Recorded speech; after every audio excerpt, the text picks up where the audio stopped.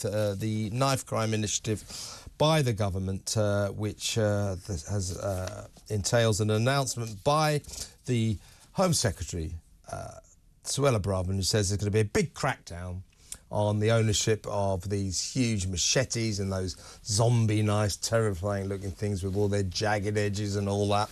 You know, you only want one, they're only for one thing, they're to injure other people. Big crackdown, going to make it illegal to sell them, increased punishments if you're caught in possession, 6 months at the moment. It's going to be, wow, that's tough, isn't it, 6 months? It's going to be 2 years. Oh, that'll teach them, that'll teach them. So they get 2 years, they go inside, they do about 9 months. Great, fantastic. Let's talk to a man who campaigns tirelessly about knife crime, former Met Police officer, director of the Law and Order Foundation, Norman Brennan. Good afternoon, Brennan. Norman, I'm saying that I think this is just another empty headline seeking initiative by the government, because Suella Braverman is the 5th Home Secretary in a row to say exactly the same thing. So it hasn't worked before. Why is it going to work this time? Well, it isn't.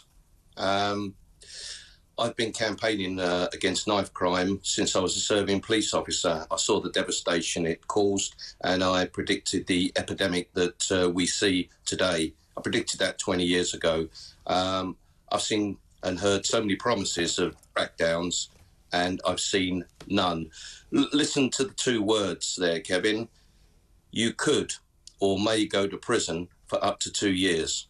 Well, if you're not sending those that actually carry knives that are likely to commit a crime or use their knife on someone else, then of course nobody's going to go to prison on this. The question I ask is this, is how many times over the past 10, 20 years have we heard about a crackdown on this robbery? Now, you tell me, and I can tell you, because I deal with law and order in and out, day in and day out, I haven't seen one crackdown that's come to fruition.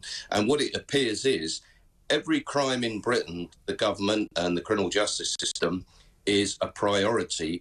Well, when everything's a priority, nothing becomes a priority. And if you promise something and don't stick with it, and then you put another priority on law and order a week later, it's a bit like sticking an elastoplast over every criminal justice system that causes society fear and worry. And what happens is the wound is not properly addressed and treated, and it festers. Exactly. Now, bear with us, Norm. We're going to have a little look at the front page of today's Times newspaper, which has an alarming picture from the Notting Hill Carnival.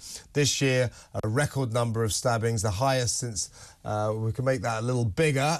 There's a picture of a guy, you know, just wielding this huge machete thing. Now, what I would suggest is, first of all, we've got no indication that the police are making any effort to find this guy. I would suggest there he is in full colour on the front page of a national newspaper. Find him, and instead of this nonsense about, oh, you get 2 years for that, which they wouldn't get anyway, they should, if we're going to stop this, we have to get serious. Zero tolerance. You're caught with one of these things, particularly if you're waving it in the air at a carnival, 5 years minimum, maybe 10. What the hell? You know, send them a really deterrent message. Am I right? Kevin, nothing's being done. When I say nothing's being done, despite the criticism frontline police officers get, and bearing in mind we rarely see them on the street, in the past 3 years they have seized 37,000 such weapons, machetes, knives, blunt, sharpened implements, which could maim or kill and often do others. Kevin, the criminal justice system does not address this. 20 years ago, as a serving officer, I had a double-page spread in every single national newspaper, and I said, we need mandatory sentencing. You carry a knife in the street, in a public place, without lawful authority or reasonable excuse, which is what the Act states, you will go to prison, if you're an adult, for a minimum of 5 years. If you're a juvenile, it will be 3 years. Nobody took a blind bit of notice. The epidemic and crisis we have today in knife crime is as bad, if not worse, than I thought 20 years ago.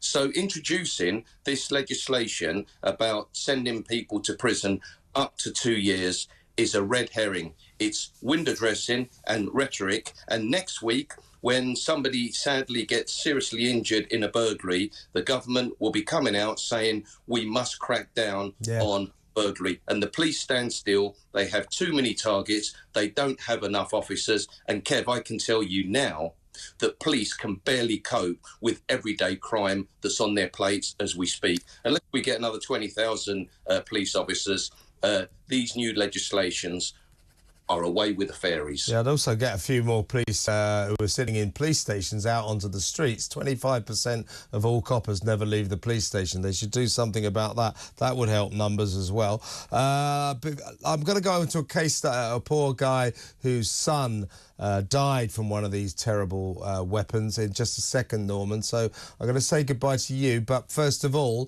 tell us about what you're doing for that brave sergeant in Nottingham who died trying to rescue a suicidal guy from the railway. He went onto the railway and unfortunately was hit by a train and has now died. Tell us his name and tell us what you're trying to do for him. His name is Sergeant Graham Seville. He's 46 years of age, married with 2 children.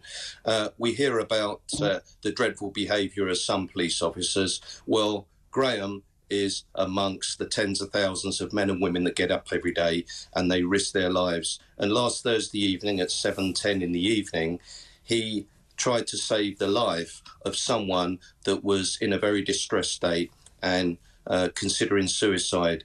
Sadly, Graham, whilst trying to save that man's life, was tragically struck by a train, lost an arm and a leg, and received horrific injuries. He died yesterday. So we, the police family and the public, have set up a GoFundMe.